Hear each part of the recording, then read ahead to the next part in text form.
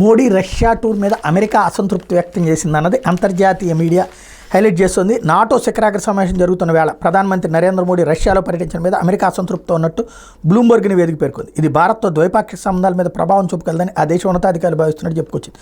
పుతిన్ను మోడీ ఆప్యాయంగా ఆలింగనం చేసుకున్న తీరు అమెరికా ప్రభుత్వం లోపల వెలుపల విమర్శలకు దారితీసింది. వాషింగ్టన్లో నాటో సదస్సు జరుగుతుండగా మోడీ రష్యాలో పర్యటించడం బైడెన్ యంత్రాంగానికి చాలా ఇబ్బందికరమైన పరిస్థితిని సృష్టించింది. పుతిన్ని అంతర్జాతీయ సమాజంలో ఒంటరిని చేయాలన్న నాటో ప్రయత్నాలకు ఇది గండికొట్టింది. అందుకే అమెరికా విదేశాంగ శాఖ ఉప మంత్రి కట్ కాంబెల్ జూలై మొదట్లోనే భారత విదేశాంగ కార్యదర్శి వినయ్ క్వాట్రాతో మాట్లాడారు. మోడీ రష్యా పర్యటన షెడ్యూల్ మార్చుకోవాలని కోరారు అని నివేదిక వివరించింది. ఈ ఉదంతం మీద విదేశాంగ శాఖ స్పందించాల్సి ఉంది. అమెరికాతో స్నేహాన్ని తేలిగ్గా తీసుకోవద్దని భారత్లో ఆ దేశ రాయబారి ఎరిక్ గార్జెటీ మీడియాతో చెప్పుకొచ్చారు. నర్మగర్భ వ్యాఖ్యలు చేయడం తెలిసిందే.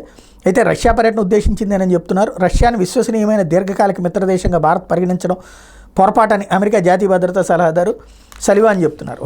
అమెరికాని నమ్మేటటువంటిదంటే దాన్ని ఏమంటారు, కుక్క తోక పట్టుకుని గోదావరి ఇదినట్టే.